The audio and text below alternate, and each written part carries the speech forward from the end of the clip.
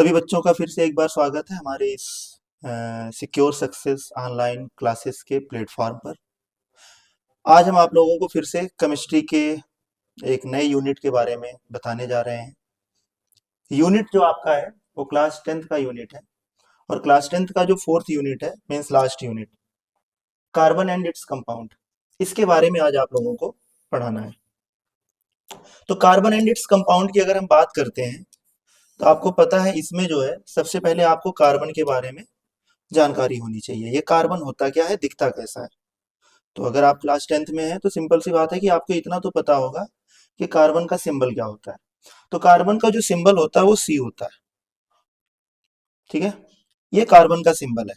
अब अगर हम इस पे बात करें तो इसका जो एटॉमिक नंबर होता है वो 6 होता है। अगर आप पीरियोडिक टेबल में देखेंगे तो कार्बन आपको दिखेगा और इसका एटॉमिक नंबर 6 होता है। एटॉमिक मास की अगर हम बात करें तो इसका मास जो होता है वो 12 होता है। अब क्वेश्चन सबसे बड़ा ये है कि आप ये जो यूनिट है इसमें कार्बन एंड इट्स कंपाउंड के बारे में पढ़ने जा रहे हैं, मतलब कार्बन की प्रॉपर्टी को पढ़ने जा रहे हैं। तो कार्बन में ऐसी कौन सी खासियत है जिसके लिए आपको अलग से इसकी केमिस्ट्री पढ़नी पड़ रही है ना। मतलब इसको आप अलग से पढ़ने जा रहे हैं। बाकी और आप जानते हैं कि केमिस्ट्री की अगर हम बात करें तो organic chemistry, inorganic chemistry, physical chemistry. तो आप सोचिए कि ऑर्गेनिक केमिस्ट्री में सिर्फ कार्बन के बारे में ही आप पढ़ते हैं। कार्बन, तो कार्बन में कुछ विशेषताएं तो होंगी, कुछ स्पेशल जो है इसकी प्रॉपर्टी होगी जिसकी वजह से आपको इसे अलग से पढ़ना पड़ रहा है। तो चलिए देखते हैं इसकी कुछ प्रॉपर्टी के बारे में कि कार्बन की कुछ अलग प्रॉपर्टी क्या होती है। तो सबसे पहली बात यह है कि आप ये चीज देख रहे हैं कि कार्बन में अगर हम बॉन्डिंग की बात करें, ठीक है ना, कि कार्बन के बारे में जब आप पढ़ने जा रहे हैं तो सबसे पहले आपको ये जानकारी होनी चाहिए कि कार्बन जो होता है एटॉमिक नंबर 6 अगर है तो इसका electronic configuration 1s2, 2s2 and 2p2 ये होता है। और अगर नॉर्मली आप बोरबरी के अकॉर्डिंग करेंगे तो 2 एंड 4 आप देखते हैं कि इसके लास्ट ऑर्बिट में ये आपका पहला ऑर्बिट है जिसमें 2 इलेक्ट्रॉन होते हैं और ये दूसरा ऑर्बिट है जिसमें 4 इलेक्ट्रॉन है। अब अगर 4 इलेक्ट्रॉन है तो इसका मतलब स्टेबिलिटी के लिए इसको 4 इलेक्ट्रॉन की और रिक्वायरमेंट है, 4 इलेक्ट्रॉन इसको और चाहिए। अब अगर 4 इलेक्ट्रॉन और चाहिए इसका मतलब ये कि ये 4 बॉन्ड और बनाएगा, 4 बॉन्ड। इसलिए जो कार्बन की वैलेंसी होती है, अगर आप बॉन्डिंग इन कार्बन के बारे में, कार्बन की प्रॉपर्टी के बारे में आप समझना चाहते हैं तो आप देख रहे हैं कि कार्बन हैज वैलेंसी 4। आप देख रहे हैं यहाँ पे कि लास्ट में 4 इलेक्ट्रॉन है, 4 की और जरूरत है। तो जितने इलेक्ट्रॉन की और रिक्वायरमेंट होती है वही उसकी वैलेंसी होती है। फॉर्म्स कोवैलेंट बॉन्ड, ये इंपॉर्टेंट है, थोड़ा समझिएगा कि कोवैलेंट बॉन्ड क्या होता है। कोवैलेंट बॉन्ड जो होता है जब एटम्स आपस में म्यूचुअल शेयरिंग ऑफ इलेक्ट्रॉन करते हैं, ठीक है ना। जब आपस में जो है ये म्यूचुअल शेयरिंग करते हैं, मतलब ये कि दो atom same number of electron की अगर जो है वो शेयरिंग करे तो ऐसे जो बॉन्ड बनता है उसको आप कोवैलेंट बॉन्ड कहते हैं। जैसे कार्बन के पास 4 इलेक्ट्रॉन है तो इसकी इसकी मजबूरी है कि ये जो है किसी ना किसी से साझेदारी करेगा, कोवैलेंट बॉन्ड बनाएगा। मतलब अगर मान लीजिए हाइड्रोजन से जुड़ रहा है तो हाइड्रोजन का 1 इलेक्ट्रॉन और कार्बन के 1 इलेक्ट्रॉन से ये शेयरिंग करेगा। यहाँ एक हाइड्रोजन इसके दूसरे इलेक्ट्रॉन से शेयरिंग करेगा, तीसरा हाइड्रोजन इसके तीसरे इलेक्ट्रॉन से शेयरिंग करेगा और चौथा हाइड्रोजन इसके चौथे इलेक्ट्रॉन से शेयरिंग करेगा। तो आप ये सोच रहे होंगे कि नहीं, स्टेबिलिटी के लिए तो शेयरिंग के अलावा ये इलेक्ट्रॉन की ट्रांसफेरिंग भी कर सकता है। बट प्रॉब्लम यही है कार्बन के साथ कि कार्बन जो है कभी भी अपने इलेक्ट्रॉन को ट्रांसफर नहीं कर सकता है। तो आप ये सोच रहे होंगे कि भाई स्टेबिलिटी इसकी कंप्लीट करनी है, 4 इलेक्ट्रॉन है, 4 इसको कोई दे दे, अगर 4 इलेक्ट्रॉन कहीं से इसको मिल जाए तो ये स्टेबल हो जाएगा। तो प्रॉब्लम यहां पर भी है। आपको थोड़ा और जानकारी दे दें कि अगर हम कार्बन की बात करते हैं तो कार्बन के पास पहले में 2, दूसरे में 4, मतलब ये कि इसका जो न्यूक्लियस होता है इसमें 6 प्रोटॉन होते हैं जिस पर पॉजिटिव चार्ज होता है। फर्स्ट ऑर्बिट में 2 इलेक्ट्रॉन होते हैं, सेकेंड ऑर्बिट में 4 इलेक्ट्रॉन होते हैं, 4 इलेक्ट्रॉन होते हैं। अब आपको समझना पड़ेगा कि अगर आप इसको 4 इलेक्ट्रॉन और दे देते हैं बाहर से स्टेबिलिटी के लिए, स्टेबल करने के लिए, तो 4 इलेक्ट्रॉन अगर आप और दे देंगे इसको तो आप सोचिए कि इसका जो न्यूक्लियस है जिसमें 6 इलेक्ट्रॉन है सिर्फ, सॉरी 6 प्रोटॉन है सिर्फ। अब 6 प्रोटॉन है मतलब 6 पॉजिटिव चार्ज है और देखो एक चीज आप जान लीजिए कि एटम का जो स्ट्रक्चर होता है जिसमें न्यूक्लियस और ऑर्बिट्स अरेंज्ड होते हैं, इसमें होता क्या है कि ये न्यूक्लियस सभी इलेक्ट्रॉन को अपनी तरफ अट्रैक्ट करके रखता है। मतलब न्यूक्लियस की एक कैपेसिटी होती है कितने इलेक्ट्रॉन को होल्ड करके रखेगा। अब यहाँ पे 6 प्रोटॉन है, 6 इलेक्ट्रॉन इसके पास ऑलरेडी है, लास्ट में 4 इलेक्ट्रॉन है। स्टेबिलिटी के लिए 4 इलेक्ट्रॉन की जरूरत है। अगर 4 इलेक्ट्रॉन आप इसको दे देंगे तो इस पर 4 नेगेटिव चार्ज आएगा। 4 नेगेटिव मीन्स ये कि इसके पास टोटल इलेक्ट्रॉन जो होंगे 4 और ऐड हो जाएगा, तो 2 और 8 टोटल 10 इलेक्ट्रॉन हो जाएंगे कार्बन के पास, और प्रोटॉन इसके पास सिर्फ 6 है। तो ये तो सिंपल सी बात है कि 6 प्रोटॉन मिल करके 10 इलेक्ट्रॉन को हैंडल नहीं कर पाएंगे, इसकी इतनी कैपेसिटी नहीं है।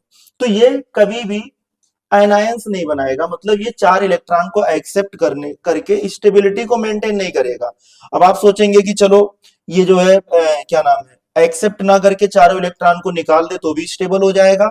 हाँ हो सकता है, लेकिन आपको ये सोचना है कि क्या ये चारों इलेक्ट्रॉन निकलेंगे इसके?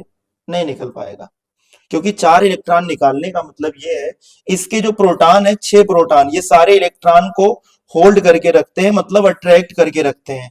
आप जैसे ही पहला इलेक्ट्रॉन निकालेंगे, इलेक्ट्रॉन की संख्या बचेगी 5 और प्रोटॉन हो गए 6, मतलब 6 प्रोटॉन मिल करके 5 प्रोटॉन को अपनी तरफ अट्रैक्ट कर रहे हैं, मतलब इसमें पकड़ थोड़ी मजबूत हो गई। चलो एक आपने निकाल दिया, दूसरा अगर आप निकालेंगे तो अब क्या कंडीशन, दूसरा भी आप निकाल दिए, तो दूसरा निकालने के बाद अब कंडीशन क्या बन गई है यहाँ पे कि 4 इलेक्ट्रॉन और 6 प्रोटॉन है, मतलब 6 प्रोटॉन मिलकर के 4 इलेक्ट्रॉन को अट्रैक्ट कर रहे हैं, मतलब अट्रैक्शन बहुत तगड़ा है।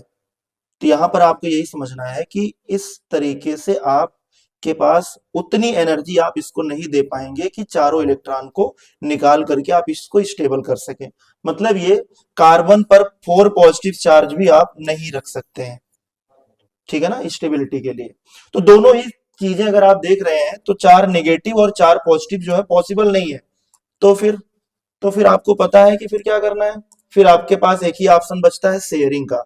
तो यहाँ पे इसीलिए जो है ये हमेशा कोवेलेंट बॉन्ड का फॉर्मेशन करता है। अब एग्जांपल आप देख रहे हैं CH4 हो गया, CO2 हो गया। CO2 की अगर हम बात करें तो कार्बन के पास 4 इलेक्ट्रॉन होते हैं। अब ये ऑक्सीजन के 2-2 इलेक्ट्रॉन के साथ शेयरिंग कर लेगा। ये कार्बन की वैलेंसी पूरी हो गई, टोटल 8 इलेक्ट्रॉन इसके पास हो गए, स्टेबल हो गया, ठीक है।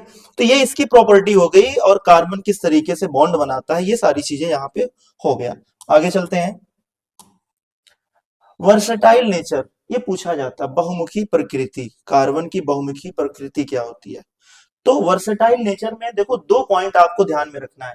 पहला कैटिनेशन प्रॉपर्टी। अब ये कैटिनेशन क्या होता है? कैटिनेशन का मतलब लंबी श्रृंखला।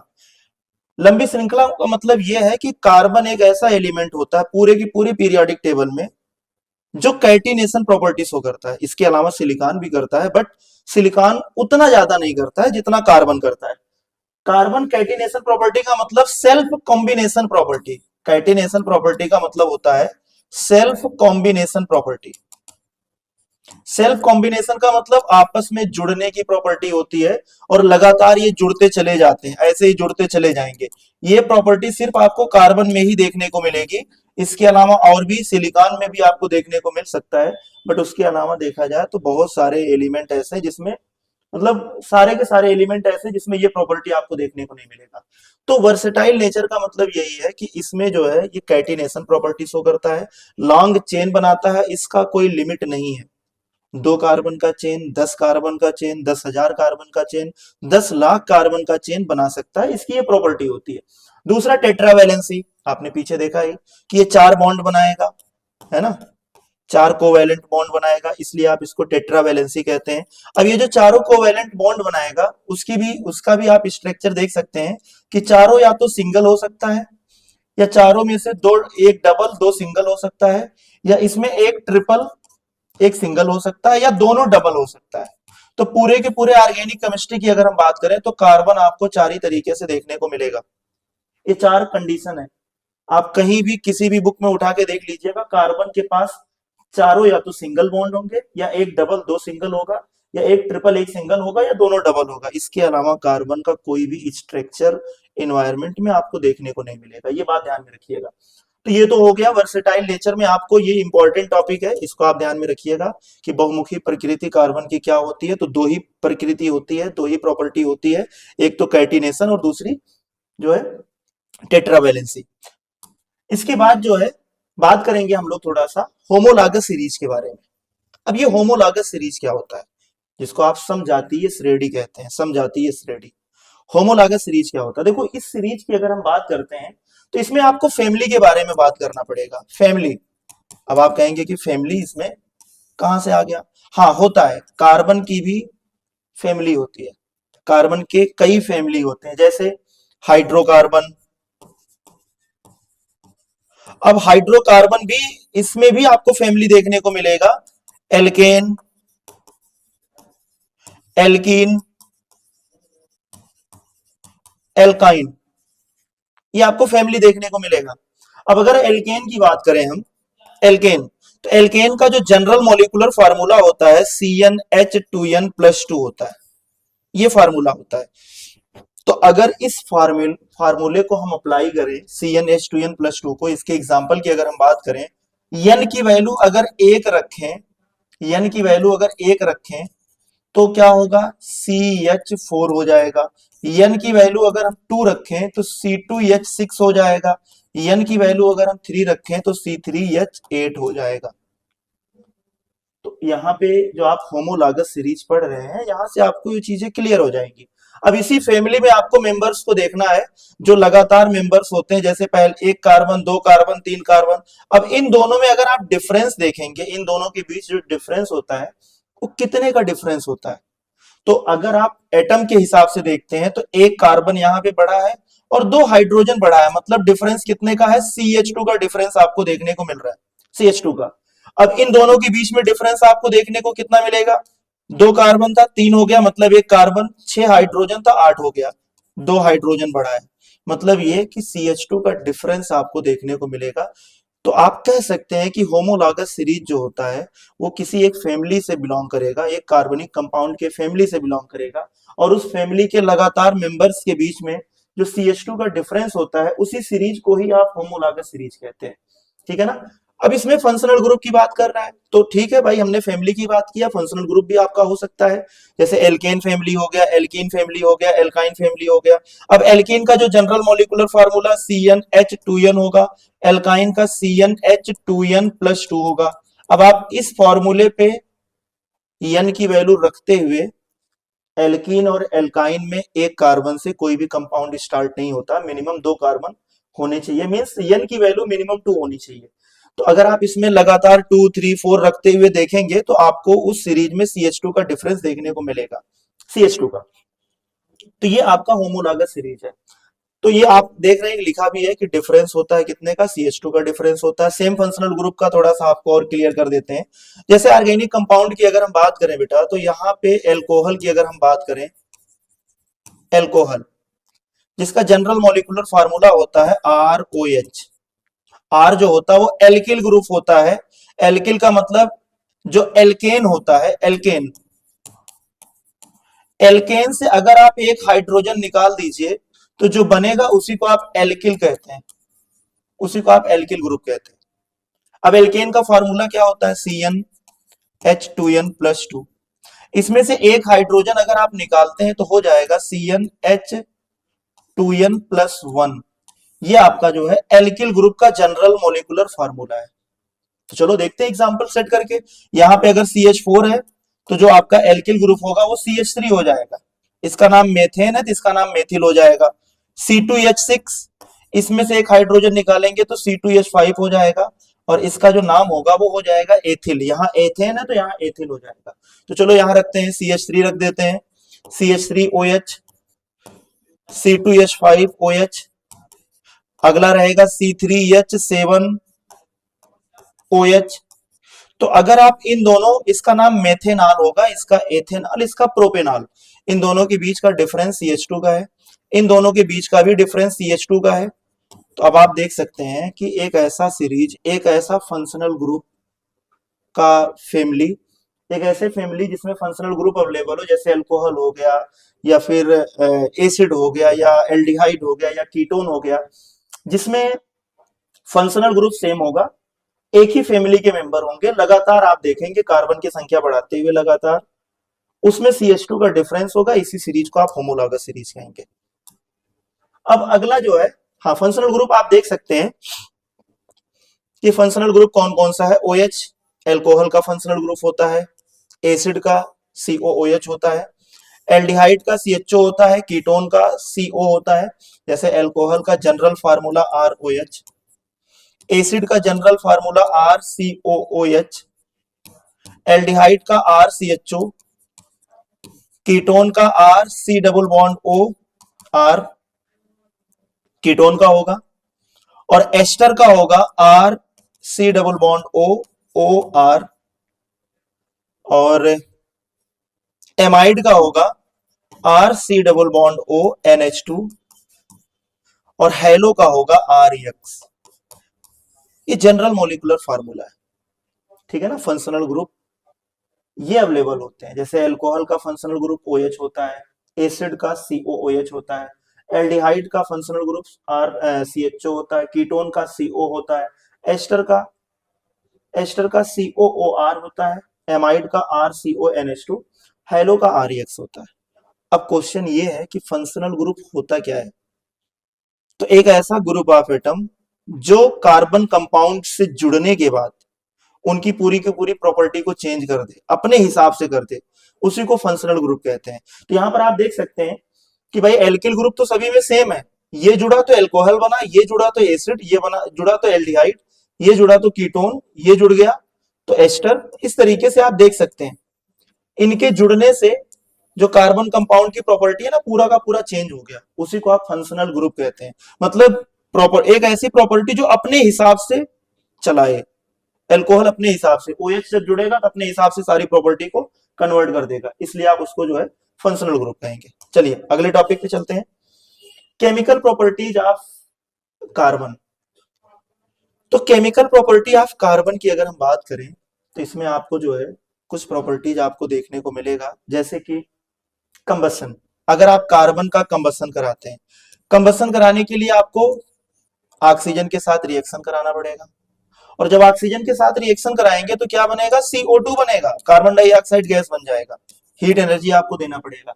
तो इस तरीके से केमिकल प्रॉपर्टी में आपका कंबसन है, ऑक्सीडेशन है, एडिशन है, सब्स्टिट्यूशन है, मतलब दहन, ऑक्सीकरण, योग और प्रतिस्थापन अभिक्रिया, 4 टाइप का आपको केमिकल प्रॉपर्टी इसमें देखने को मिलेगा। तो देखते हैं एक एक करके कौन कौन सी प्रॉपर्टी है। पहला कंबसन रिएक्शन, जिसमें आप देख रहे हैं जैसे कार्बन कंपाउंड की अगर हम बात करें तो CH4 आपने देखा यहाँ पे कि CH4 का जब रिएक्शन ऑक्सीजन से कराते हैं, मतलब ऑक्सीजन के प्रेजेंस में जब आप इसको जलाते हैं, कंबसन का मतलब जलाना होता है, तो क्या बनेगा CO2 प्लस H2O।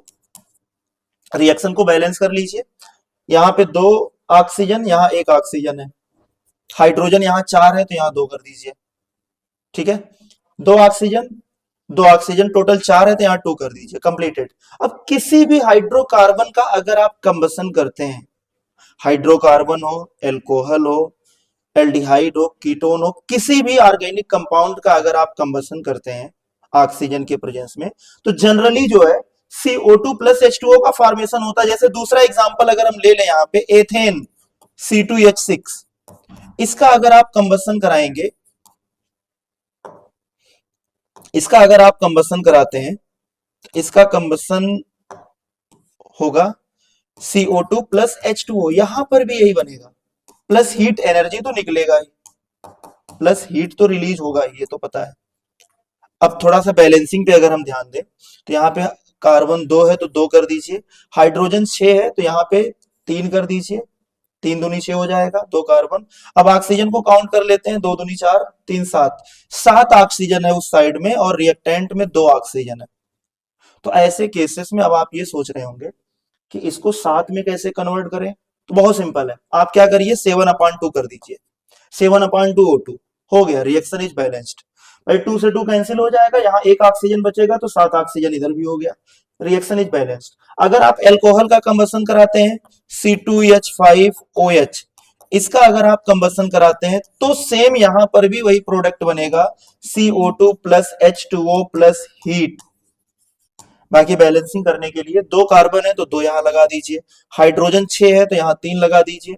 अब ऑक्सीजन की अगर हम बात करें तो ऑक्सीजन यहाँ पे 7 हो गया है, तो 7 अगर हो गया तो यहाँ पर भी 7, अच्छा यहाँ एक पहले से है तो यहाँ 3 कर दीजिए, 3 2 जा 6 1 7 हो गया, रिएक्शन इज बैलेंस्ड। तो ये आपका पहली प्रॉपर्टी हो गई कंबसन रिएक्शन। दूसरी प्रॉपर्टी की अगर हम बात करें ऑक्सीडेशन रिएक्शन, तो इसमें क्या है कि अगर आप एल्कोहल का ऑक्सीडेशन कराते हैं, ऑक्सीडेशन ऑक्सीडेशन का मतलब होता है कि किसी आपको रिएजेंट के प्रेजेंस में ऑक्सीडेशन कराना पड़ेगा एल्कोहल का, और जो रिएजेंट होगा वो KMnO4 या फिर आप K2Cr2O7 का यूज कर सकते हैं। KMnO4 आपका एल्कलाइन हो सकता है और ये K2Cr2O4 जो आपका एसिडिफाइड हो सकता है, ठीक है ना। अब आप जब इसके प्रेजेंस में इसका ऑक्सीडेशन करेंगे तो ये कन्वर्ट हो जाएगा CH3COOH में कन्वर्ट हो जाएगा, एसिड में कन्वर्ट हो जाएगा। एल्कोहल का ऑक्सीडेशन अगर आप करेंगे तो वो एसिड बना लेगा, जैसा कि आप ऊपर देख रहे हैं, ठीक है। तो ये ऑक्सीडेशन हो गया। नेक्स्ट प्रॉपर्टी है एडिशन रिएक्शन, जिसको आप योग अपक्रिया कहते हैं। इसमें क्या होगा कि एक ऐसा कार्बन कंपाउंड, अच्छा ध्यान दीजिएगा यहाँ पे एडिशन रिएक्शन सिर्फ और सिर्फ एल्कीन एंड एल्काइन में ही आपको देखने को मिलेगा, एल्कीन और एल्काइन में ही आपको देखने को मिलेगा। एल्कीन का जनरल फार्मूला CnH2n, एल्काइन का जनरल फार्मूला CnH2n-2, ये होता है। तो यहां पे अब जैसे एल्कीन का कोई एग्जांपल ले लेते हैं C2H4, C2H4 का स्ट्रक्चर ये होगा। अब इसमें आप क्या करेंगे, एडिशन आप हाइड्रोजन कराएंगे in the presence of nickel, platinum या फिर पैलेडियम, यहाँ पे कैटलिस्ट का यूज करना पड़ेगा। निकिल के अलावा आप प्लेटिनम या पैलेडियम का भी यूज कर सकते हैं। अब जब आप इसका एडिशन कराएंगे तो हाइड्रोजन इस बॉन्ड को ब्रेक करेगा और दोनों हाइड्रोजन आकर के एक एक कार्बन से जुड़ जाएंगे, तो बन जाएगा CH3 सिंगल बॉन्ड CH3। तो ये आपको ये एडिशन रिएक्शन होता है, ठीक है ना, इसको आप एडिशन रिएक्शन कहते हैं। नेक्स्ट आपका जो केमिकल प्रॉपर्टी है सब्स्टिट्यूशन रिएक्शन। अब इसमें आप देख सकते हैं कि एल्केन है, एल्केन का CH4 लिया गया है, मेथेन। इसका अगर आप क्लोरीनेशन कराते हैं, मतलब क्लोरीन से रिएक्शन कराते हैं, तो उसके लिए आपको सनलाइट का यूज करना पड़ेगा, सनलाइट के प्रेजेंस में ये रिएक्शन कराना पड़ेगा। तो सनलाइट के प्रेजेंस में होगा क्या कि एक क्लोरीन जो है एक हाइड्रोजन को हटा करके खुद बैठ जाएगा, उसकी जगह पे खुद जुड़ जाएगा, तो CH3Cl और HCl का फॉर्मेशन होगा, ठीक है ना। तो यहां पे आप देख सकते हैं कि क्लोरीन ने क्या किया, एक हाइड्रोजन को सब्स्टिट्यूट कर दिया, तो इसी को आप प्रतिस्थापन या सब्स्टिट्यूशन रिएक्शन कहते हैं। अब इसमें अभी ये रिएक्शन रुकेगा नहीं, क्योंकि क्लोरीन आपने सिर्फ एक पार्टिकल नहीं लिया था, बहुत सारे क्लोरीन के मॉलिक्यूल कंटेनर में अवेलेबल है। तो आप क्या करेंगे, CH3Cl का रिएक्शन फिर से Cl2 से होगा ये, और जब Cl2 के साथ होगा तो यहाँ पे ये बन जाएगा CH2Cl2 बन जाएगा plus HCl।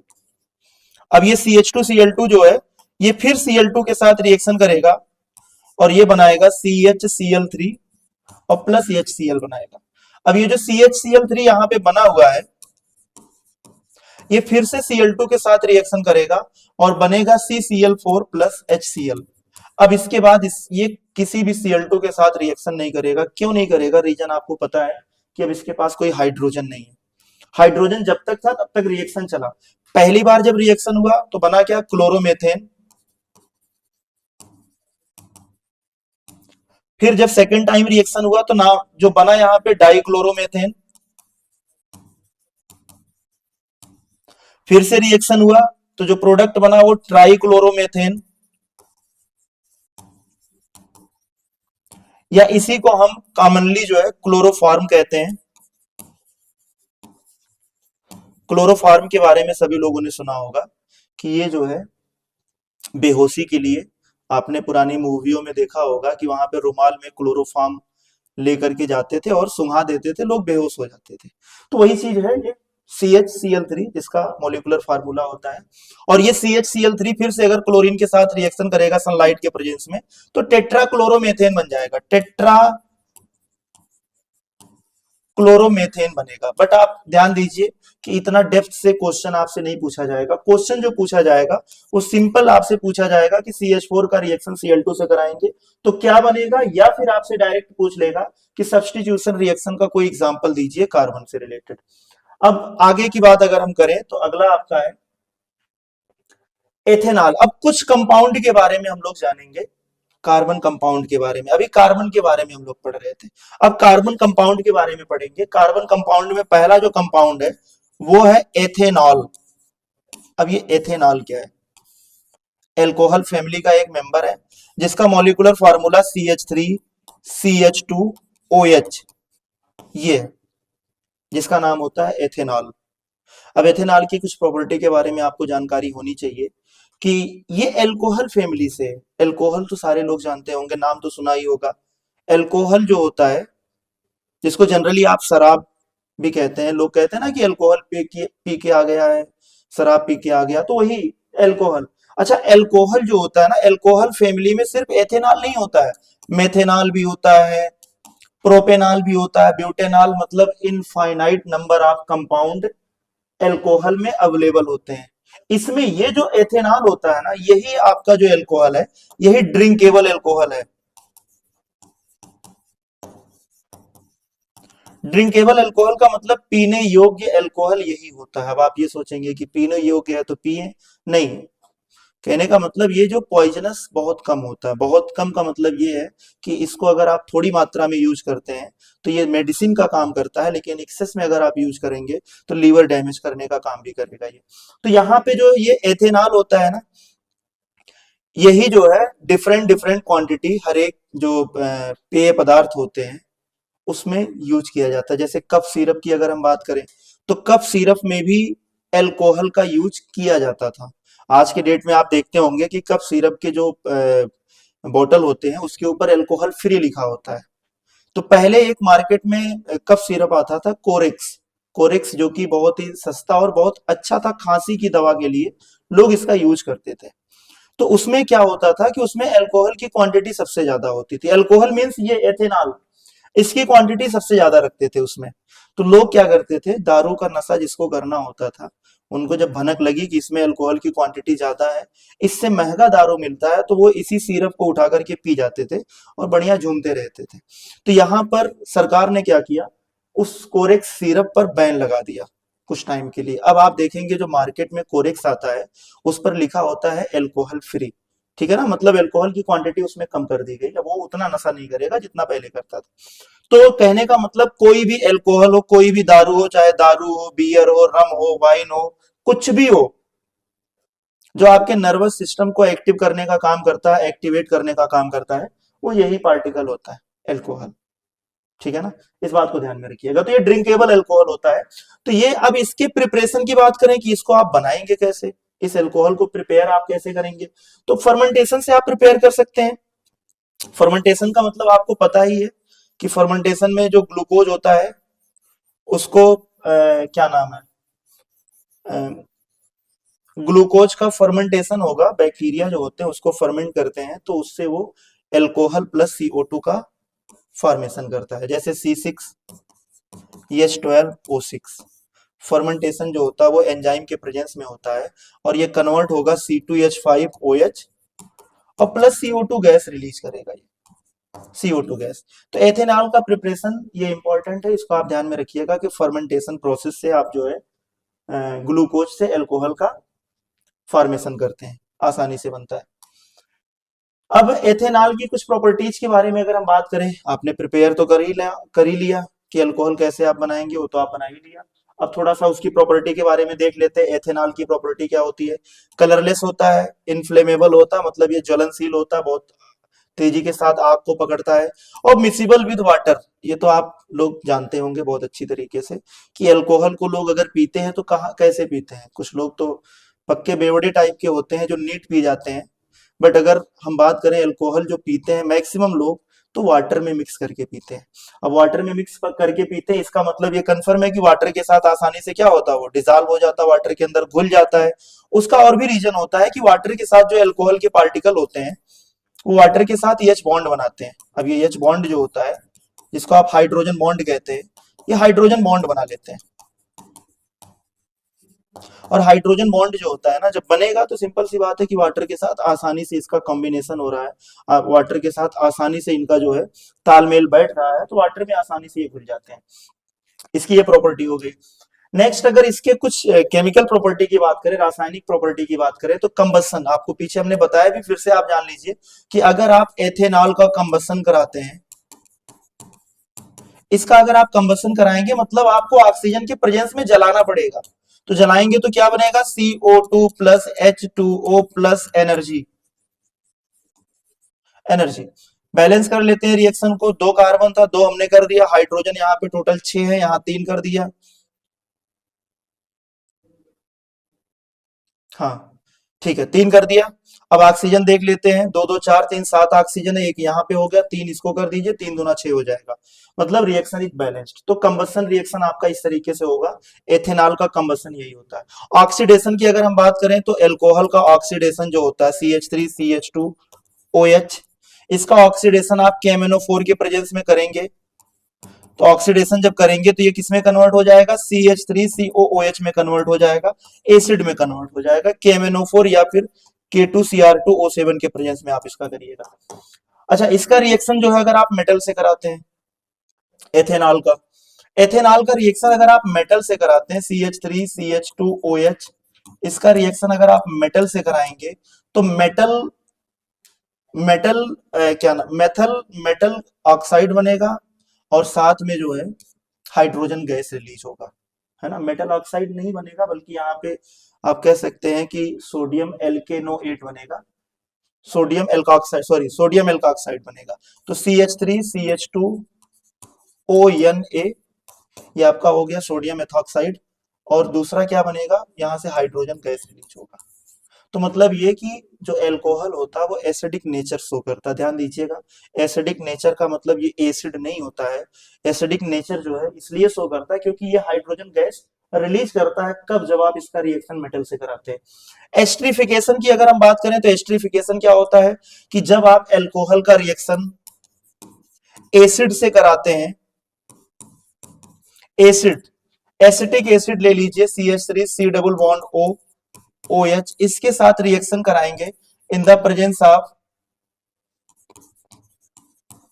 H2SO4, in the presence of H2SO4, अगर आप इसका रिएक्शन कराएंगे तो क्या होगा, यहां से H2O निकल जाएगा, और H2O जब निकलेगा तो बनेगा क्या, इधर से लिखते हैं CH3C double bond O CH2CH3, ये बन जाएगा। इसको आप एस्टर कहते हैं, इसको आप एस्टर कहते हैं, ध्यान दीजिएगा इस बात का। एस्ट्रिफिकेशन जो होता है इसमें एस्टर का फॉर्मेशन होता है, और एस्टर एक ऐसा सब्सटेंस होता है जिसकी स्मेल बहुत अच्छी होती है, बहुत प्लीजेंट स्मेल होती है, बहुत स्वीट स्मेल होती है, फ्रूटी लाइक स्मेल होती है इसमें। तो इसमें आपको करना क्या होता है, एल्कोहल ले लीजिए, एथेनॉल, साथ में एसिटिक एसिड आप ले लीजिए थोड़ा सा, और उसमें आप कंसंट्रेटेड H2SO4 का कुछ ड्रॉप डाल दीजिए, और आप जब हीट करेंगे तो यहाँ पे एस्टर बनेगा, एस्टर जो कि फ्रूटी स्मेल होता है, इसकी जो स्मेल होती है बहुत ही प्लीजेंट होती है, प्लीजेंट स्मेल होती है, ये बात ध्यान में रखिएगा। तो ये एस्ट्रिफिकेशन हो गया एल्कोहल का। चलिए अब आगे बढ़ते हैं, अब हम बात करेंगे एथेनोइक एसिड। एथेनोइक एसिड का मतलब CH3CH2COOH, एथेनोइक एसिड की बात हो रही है, तो ये फार्मूला थोड़ा सा ज्यादा बड़ा हो गया, प्रोपेनोइक एसिड बन रहा था, तो यहाँ पे CH3COOH। एथेनोइक एसिड का कॉमन नेम होता है एसिटिक एसिड, और एसिटिक एसिड जो होता है ये सिरके में पाया जाता है, विनेगर सिरके में पाया जाता है, ठीक है ना। तो सिरका तो सारे लोग खाते ही हैं, सबको पता भी है। इसका जो केमिकल नेम होता है, IUPAC जो नेम होता है वो होता है एथेनोइक एसिड, और जो कॉमन नेम होता है वो एसिटिक एसिड होता है। तो अब अगर हम बात करें कि एसिटिक एसिड आपको प्रिपेयर कैसे करना, बनाना कैसे, तो आपने अभी पीछे देखा भी कि एथेनॉल को जो है CH3CH2OH, इसका अगर आप ऑक्सीडेशन करा देते हैं इन द प्रेजेंस ऑफ KMnO4, तो ये एसिटिक एसिड में कन्वर्ट हो जाता है। तो बनाने का तरीका आपने देख लिया कि किस तरीके से आप बनाएंगे एसिटिक एसिड को, इसी तरीके से आपको बनाना पड़ेगा। अब इसके हम कुछ प्रॉपर्टी के बारे में बात करते हैं। इस ये जो लिक्विड होता है वो खट्टा होता है, सिरका खट्टा होता है, सबको पता है। ये 16.6 डिग्री सेल्सियस पे जो है ना बर्फ में कन्वर्ट हो जाता है, इसीलिए इसको आप ग्लेशियल एसिटिक एसिड कहते हैं। मतलब ये कि ठंडियों में क्या होता है, अगर लेबोरेटरी में एसिटिक एसिड रखा होता है तो अगर आप उसको देखेंगे तो वो आइस में कन्वर्ट हो जाता है, बर्फ में कन्वर्ट हो जाता है, मतलब जम जाता है। तो अच्छा, टेम्परेचर जो इसका फ्रीजिंग टेम्परेचर होता है 16.6 डिग्री सेल्सियस, और आपको पता है कि ज्यादा ठंडी जब होती है तो temperature 10 degree Celsius, 11 degree Celsius, 12 या 15, मतलब बहुत कम भी आ जाता है, कभी कभी 6 आ जाता है, 5 आ जाता है। मतलब अगर इतना आ गया तो इसके नीचे कुछ भी टेम्परेचर है, उस टेम्परेचर पे जो आपका एथेनोइक एसिड होगा, जिसको आप एसिटिक एसिड कहते हैं, वो आइस में कन्वर्ट हो जाता है, वो सॉलिड स्टेट में कन्वर्ट हो जाता है, और इस स्टेट को आप बोलते हैं glacial acetic acid, glacial acetic acid. ध्यान में रखिएगा, पूछा जा सकता है कि ग्लेशियल एसिटिक एसिड क्या होता है, तो आप यही बताएंगे कि एसिटिक एसिड अगर आइस में कन्वर्ट हो जाए या फिर सॉलिड स्टेट में कन्वर्ट हो जाए, फ्रीज हो जाए, तो उसी को आप ग्लेशियल एसिटिक एसिड कहते हैं। अब इसके कुछ केमिकल प्रॉपर्टी की बात कर लेते हैं। पहला रिएक्शन विद मेटल, तो चलिए CH3 COOH का रिएक्शन आप मेटल से करा दीजिए, सोडियम से करा देते हैं, तो क्या बनेगा, सोडियम एसीटेट बन जाएगा, COONA प्लस, यहाँ पे हाइड्रोजन गैस रिलीज होगा, ये sodium acetate. Reaction with carbonates, अगर आप इसका रिएक्शन कार्बोनेट से कराते हैं, सोडियम कार्बोनेट आप ले लीजिए, Na2CO3, तो क्या बनेगा, तो यहाँ पे बनेगा CH3COONA, पहला तो साल्ट बन गया, प्लस और क्या बनेगा यहाँ पे CO2 प्लस H2O, ये साल्ट बनेगा, sodium acetate plus carbon dioxide plus water. अब आप सोच रहे होंगे कि क्यों साल्ट बन रहा है, क्योंकि जो ये एसिटिक एसिड वो एसिडिक नेचर का होता है, और ये जो सोडियम कार्बोनेट होता है वो बेसिक नेचर का होता है। तो जब इसके साथ जब एसिड और बेस आपस में रिएक्शन करते हैं तो साल्ट का फॉर्मेशन होता है। न्यूट्रलाइजेशन रिएक्शन की बात कर रहा है यहाँ पे कि ये न्यूट्रलाइजेशन रिएक्शन, तो इसको आप न्यूट्रलाइजेशन रिएक्शन भी कह सकते हैं। एस्ट्रिफिकेशन में आपको क्या करना, अभी आपने पीछे पढ़ा कि एल्कोहल का रिएक्शन जब आप इसके साथ कराते हैं, एल्कोहल का रिएक्शन, यहाँ पे थोड़ा उल्टा कर दीजिए कि एसिटिक एसिड का रिएक्शन अगर आप एल्कोहल के साथ कराएंगे in the presence of concentrated H2SO4, तो एस्टर बनेगा, एस्टर बनेगा CH3COOR, एस्टर बन जाएगा। इसी प्रक्रिया को आप एस्ट्रिफिकेशन कहते हैं। आगे बढ़ते हैं, अगला है सोप्स एंड डिटर्जेंट, साबुन एंड डिटर्जेंट, ये भी इंपॉर्टेंट टॉपिक है, यहां से भी क्वेश्चन पूछे जाते हैं सोप एंड डिटर्जेंट के बारे में। तो देखिए, सोप की बात अगर हम करें या डिटर्जेंट की बात करें, तो जो सोप होता है sodium salt of carboxylic acid, मतलब ये सोप में जो एसिड होता है वो कार्बोक्सिलिक एसिड होता है। ये जनरल फार्मूला ऑफ सोप होता है, ठीक है। अगर डिटर्जेंट की बात करें तो ये आपका जो होता है sodium salt of sulphuric acid होता है, sodium salt of sulphuric acid या साल्ट ऑफ सल्फ्यूरिक एसिड कह सकते हैं। और साल्ट ऑफ कार्बोक्सिलिक एसिड अगर है तो सोप, और साल्ट ऑफ सल्फ्यूरिक एसिड अगर है तो डिटर्जेंट। ये बहुत बेसिक डिफरेंस है, इसको आपको याद रखना पड़ेगा, हमेशा के लिए याद रखिएगा, क्योंकि क्वेश्चन कभी कभी स्ट्रक्चरल या फार्मूला बेस्ड आपसे पूछ सकता है कि दोनों में कौन सा, साबुन में कौन सा एसिड होता है या डिटर्जेंट में कौन सा एसिड होता है, तो ये आपको ध्यान में रखना पड़ेगा। अब थोड़ा सा इसके बारे में और अच्छे से जानकारी आपको होनी चाहिए। अब जैसे हमने सोप का फार्मूला आपको बताया, RCOO, sodium salt of carboxylic acid, यहां पे हम R के प्लेस पे C17H35, COOH, इसको हम बोलते हैं स्टेरिक एसिड। अगर स्टेरिक एसिड का रिएक्शन आप बेस से करा दीजिए, NaOH से करा दीजिए, तो क्या होगा, H2O निकल जाएगा और Na आकर के जुड़ जाएगा, C17H35 COONA, इसको आप बोलते हैं सोडियम स्टेरेट, सोडियम स्टेरेट बन गया।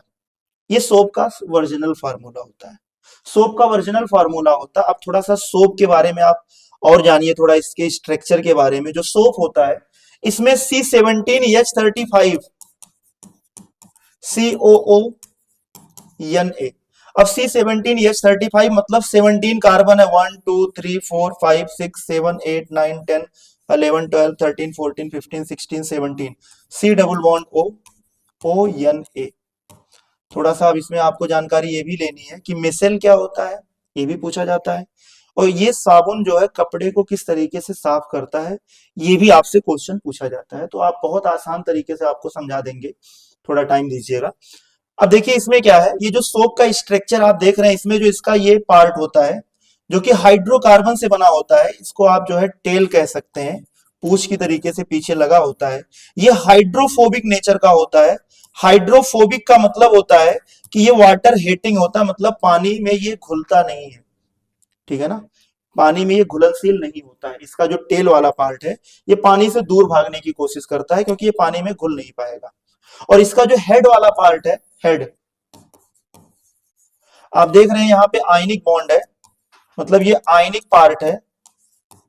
और ये जो आयनिक पार्ट है ये हाइड्रोफिलिक नेचर का होता है, मतलब पानी के साथ आसानी से ये घुल जाता है, पानी में आसानी से घुल जाता है, ये हाइड्रोफिलिक नेचर का होता है। तो ये कंडीशन आपको माइंड में सेट करना होगा कि सोप का जो स्ट्रक्चर है उसमें जो लॉन्ग चेन ऑफ हाइड्रोकार्बन होता है, जिसको आप टेल कह सकते हैं, टेल आपका हाइड्रोफोबिक होता है। और जो इसका हेड होता है जो आयनिक नेचर का होता है वो हाइड्रोफिलिक नेचर का होता है। तो चलो थोड़ा सा आप देखते हैं कपड़े की गंदगी को कैसे साफ करता है। मान लीजिए कोई कपड़ा है, ये इसमें गंदगी लग गया। अब गंदगी जो होगा यहाँ पे स्पेशली आपको ध्यान रखना होगा, ये या तो ग्रीस हो सकता है या ऑयल हो सकता है। ऑयल का मतलब तेल, बाकी जो डर्ट होते हैं, मिट्टी होता है, उस उसको साफ करने के लिए जरूरी नहीं आप सोप का यूज करिए, अगर आप उसको सही से पानी में खंगाल करके बाहर निकालेंगे तो भी साफ हो सकता है। बट यहाँ पे ग्रीस और ऑयल जो है ये आसानी से नहीं साफ होता है। और आपको पता है ग्रीस और ऑयल जो होता है ये भी हाइड्रोफोबिक नेचर का होता है, मतलब ये कि ये जो है पानी से क्रिया नहीं करता, मतलब पानी में ये भी घुलना नहीं चाहता है, ये भी पानी से दूर भागता है, ठीक है ना। तो अब क्या करेंगे, आप पहले कपड़े को भिगोएंगे जिसमें ग्रीस या ऑयल लगा हुआ है। अब आप इसके ऊपर साबुन को रगड़ेंगे। जब आप साबुन को रगड़ते हैं तो क्या होता है, आपको पता है साबुन में दो पार्ट होता है, एक हेड और एक टेल। जो टेल होता है वो हाइड्रोफोबिक नेचर का होता है। हाइड्रोफोबिक मीन्स पानी से दूर भागता है। अच्छा, जब ये ग्रीस यहाँ पे लगा है तो ये तो सिंपल सी बात है कि इसके सराउंडिंग, इसके अंदर पानी जो है कम क्वांटिटी में आना चाहेगा, या अगर आएगा भी तो वो दूर भागना चाहेगा, इसके अंदर रुकना नहीं चाहेगा। जब आप साबुन रगड़ते हैं तो साबुन का जो टेल होता है कुछ इस तरीके से, जो टेल होगा उसको इस तरीके से घेर लेगा, टेल अंदर चला जाएगा। क्यों टेल अंदर क्यों जाएगा, क्योंकि टेल जो इसका होता है वो हाइड्रोफोबिक नेचर का होता है, और जो ग्रीस और आयल होता है वो भी हाइड्रोफोबिक नेचर का होता है। तो जब दोनों का नेचर सेम है तो दोनों एक साथ रहना चाहते हैं। बट इसका जो हेड होता है सोप का वो पानी के अंदर आसानी से घुल जाता है, मतलब पानी के साथ ये जुड़ जाता है। ये कंडीशन समझिएगा, इसी फॉर्मेशन को ही, मतलब ये जो सोप के पार्टिकल्स होते हैं वो ग्रीस के चारों तरफ एक घेरा बना लेते हैं, इसी फॉर्मेशन को आप मिसेल कहते हैं, इसी को आप मिसेल फॉर्मेशन कहते हैं। ये इंपॉर्टेंट है, कभी कभी स्ट्रक्चर भी पूछ लिया जाता है, और स्ट्रक्चर के अलावा ये बनता कैसे ये भी आपसे पूछ लिया जाता है। इसका ये जो आप गोल वाला पार्ट देख रहे हैं ये आयनिक पार्ट है, जिसको आप हेड कहते हैं। और ये जो पार्ट आप देख रहे हैं ये टेल है, जो हाइड्रोफोबिक नेचर का होता है, ये ग्रीस के साथ मिक्स हो जाता है, ग्रीस के साथ जुड़ जाता है या ऑयल के साथ जुड़ जाता है। अब आगे क्या होगा, जब आप साबुन रगड़ लेते हैं तो साबुन रगड़ने के बाद फिर आप क्या करते हैं, कपड़े को उठा के पानी में डालते हैं, पानी में डालेंगे फिर निकालेंगे। तो जब आप पानी में डालते हैं तो क्या होगा, ये जो इसका हेड है वो पानी के साथ जुड़ जाता है। और जब हेड उस पानी के साथ जुड़ा है तो सिंपल सी बात है कि हेड जो है बाहर नहीं निकलना चाहेगा, वो पानी के साथ रहना चाहेगा। जब इसका हेड पानी के साथ रहना चाहेगा तो टेल, ऐसा थोड़ी कि टेल टूट करके अलग हो जाएगा, टेल भी पानी के साथ रहना चाहेगा। और जब टेल पानी के साथ रहना चाहेगा, अब पानी के, अब ये टेल के साथ कौन जुड़ गया, आयल और ग्रीस भी जुड़ गया पानी के, इसके टेल के साथ पूरी तरीके से टेल इसके साथ जुड़ गया है।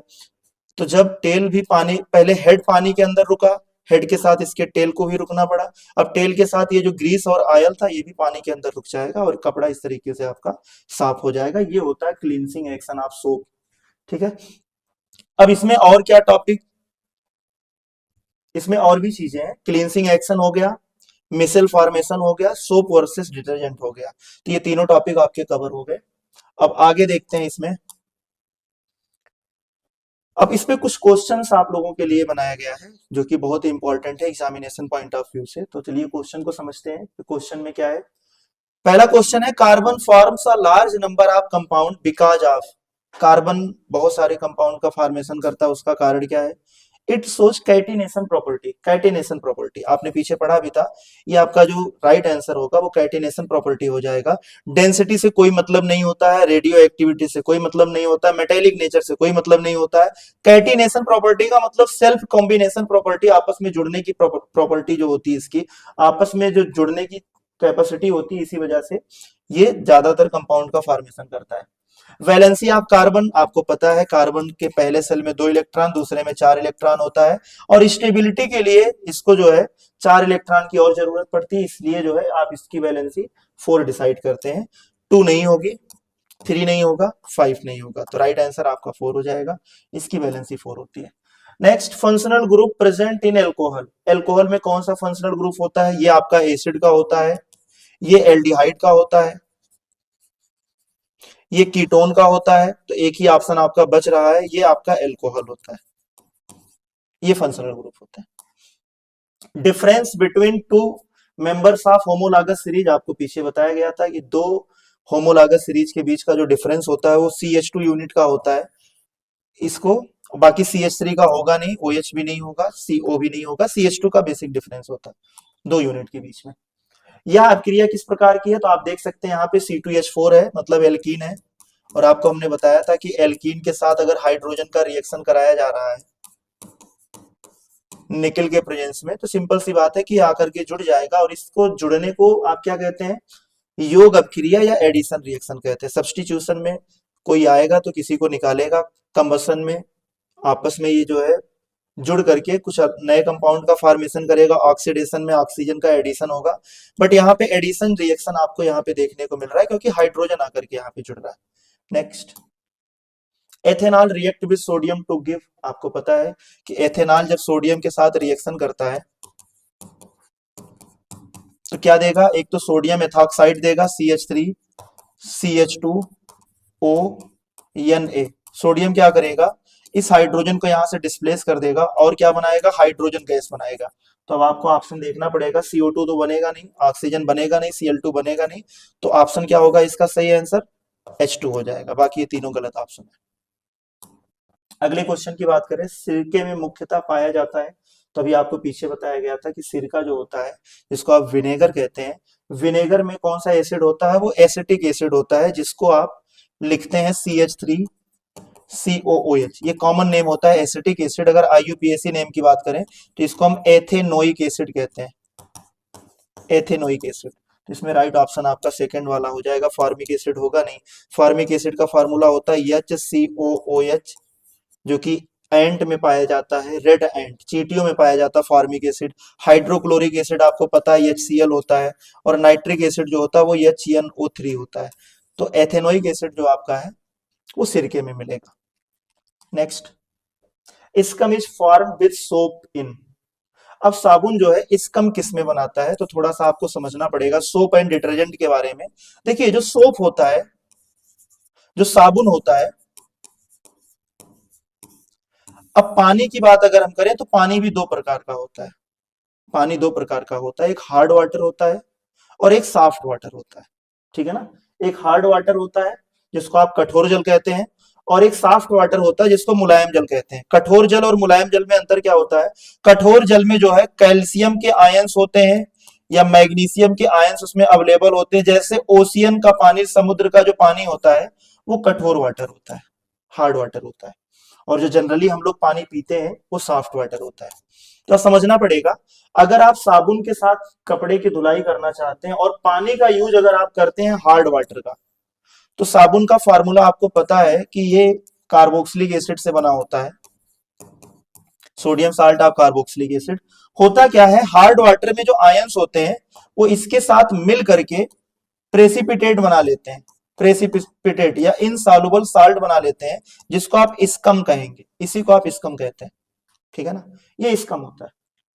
तो आंसर मिल गया होगा, scum is formed with soap in hard water. Hard water में स्कम बनेगा, सॉफ्ट वाटर में आपको झाग मिलेगा, इसमें झाग नहीं मिलेगा। अगर हम बात करें डिटर्जेंट की, तो जो डिटर्जेंट होता है वो दोनों पानी में सेम तरीके से काम करता है। डिटर्जेंट से अगर आप कपड़ा धुलना चाहते हैं तो चाहे हार्ड वाटर का यूज करिए या सॉफ्ट वाटर का यूज करिए, कोई फर्क नहीं पड़ेगा, दोनों में सेम तरीके से सफाई का काम करेगा। बट अगर आप सोप का यूज करते हैं तो उसके लिए आपको सॉफ्ट वाटर चाहिए, हार्ड वाटर से आप नहीं कर पाएंगे। नेक्स्ट क्वेश्चन है, oxidising agent used to convert ethanol to ethanoic acid. आपको बताया था हमने कि एथेनॉल को अगर आप एथेनोइक एसिड में कन्वर्ट कर रहे हैं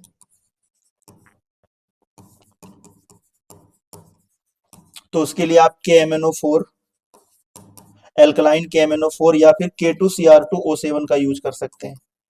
इन दोनों में से आप देख लीजिए, ऑप्शन KMnO4 यहाँ पे गिवन है तो KMnO4 आपका राइट आंसर हो जाएगा। नेक्स्ट आपका है, cleansing action of soap is due to formation of. साबुन की सफाई क्रिया किसके बनने से होती है? मिसेल के बनने से होती है। आपको बताया था हमने पीछे कि जब मिसेल बनता है तो क्या होता है, उसकी वजह से कपड़े की जो गंदगी होती है आसानी से साफ हो जाता है, आयन से कोई फर्क नहीं पड़ता है। प्रेसिपिटेट बन जाएगा तो कपड़ा साफ नहीं होगा, वेपर बन जाएगा तो भी कपड़ा साफ नहीं होगा। तो इस तरीके से आपने देखा कि आपका जो फोर्थ यूनिट था बहुत ही इंपॉर्टेंट यूनिट था, कार्बन एंड इट्स कंपाउंड। ये कंप्लीट आपको एक ही वीडियो में सारे कंटेंट आपको मिल गए हैं। अगर आप ध्यान से सारी वीडियो को देखेंगे तो उम्मीद है कि आपको समझ में आएगा। मिलते हैं नेक्स्ट वीडियो में नेक्स्ट टॉपिक को लेकर के। धन्यवाद।